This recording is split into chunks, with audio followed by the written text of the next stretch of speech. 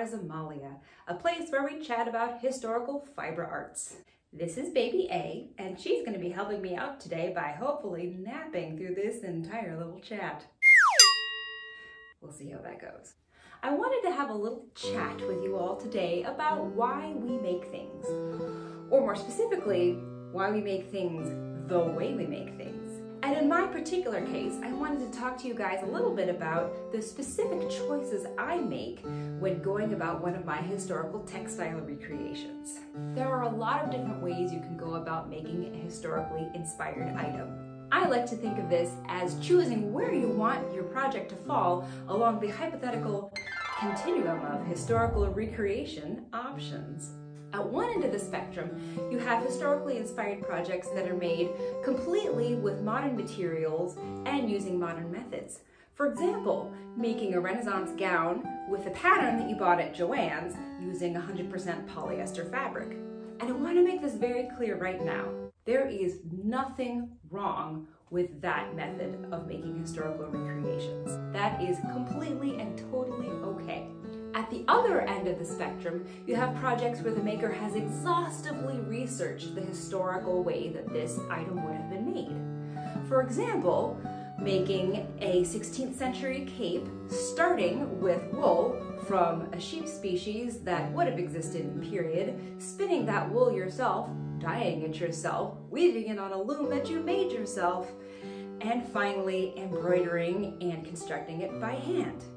I have not done this, but I have a friend who did, and she's amazing. So that's the other extreme. And yeah, in terms of research and labor, it's way more intense, but that doesn't make it better. What it does is it shows you the goal that the maker had in mind when they started the project. And again, these two examples are bookends on a long spectrum of options, and your particular recreation project could fall somewhere in the middle. You could use a modern sewing machine, but use a historical fabric like wool instead of using a modern fabric like polyester or nylon.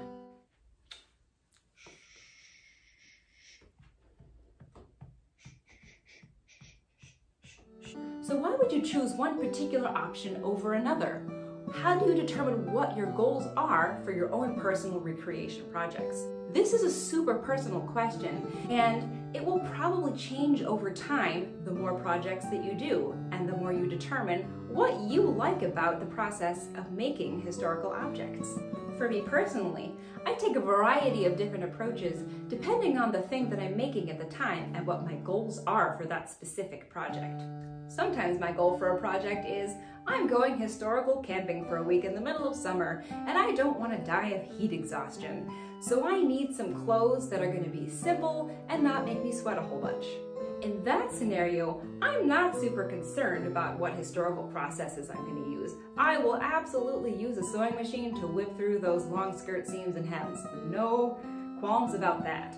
I would, however, probably choose a natural fiber over a modern synthetic fiber because natural fibers like wool and linen tend to breathe better and thus help you survive the heat. And so my use of a historical material in this case is purely practical. And this is a really important thing to keep in mind whenever you're doing a historically inspired craft.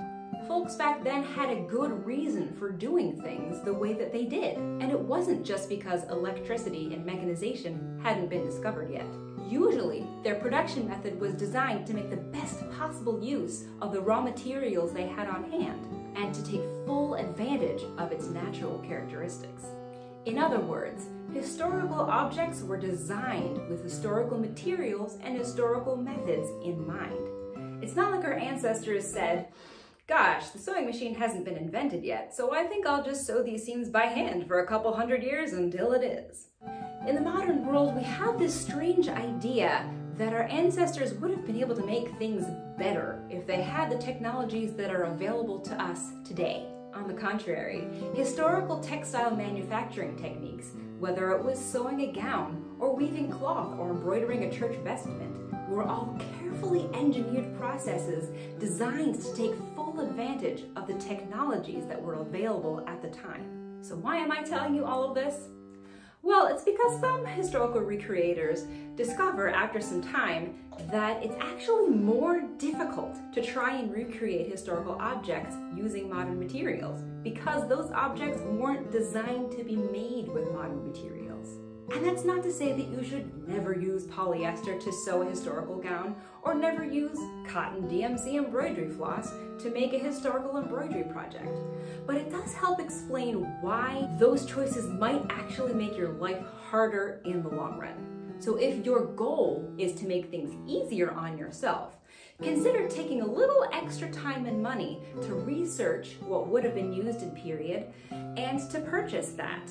Think of it as making an investment in your future sanity.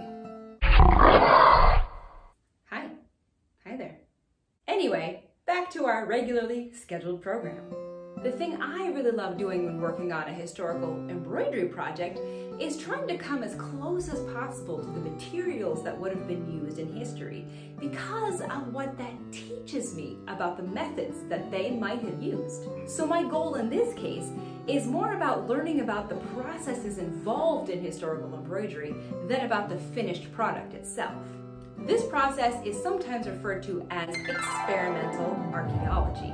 By using materials that are close to what would have been used in period, you're kind of setting up a sort of science experiment, except instead of combining compounds and elements to form a chemical reaction, what you're doing is combining materials to discover how something might have been made. This process can be as relaxed or as rigorous as you want it to be. As I said, it falls somewhere along this whole spectrum of options. Yes, my baby. Yes, my baby. One of the things that I'm really interested in my embroidery projects these days, and something that you're going to see me discussing a lot in upcoming videos, is how big things were. Or, in my case, how tiny they were. For example, what was the exact diameter of the threads used in 14th century gold embroidery? And what was the number of threads per centimeter on the linen ground fabric used to make that embroidery? Those may seem like tiny, negligible details, but when you start actually working with an embroidery piece, you discover just how important it is to get those sizes right.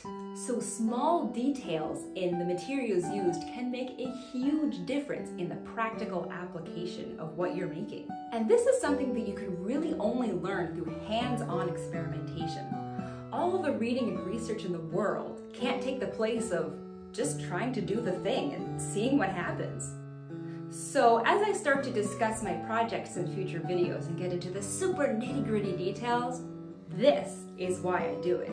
It's not because I think this is the best way to make something, or because I think this is somehow better or more virtuous as a craftsperson. It's because I love seeing where these tiny little details take me and what they can teach me about history. It's all about the journey of discovery. And not all of my projects are super detailed. I promise you, sometimes I need a quick win too, and that's a perfectly fine goal to have. Yeah!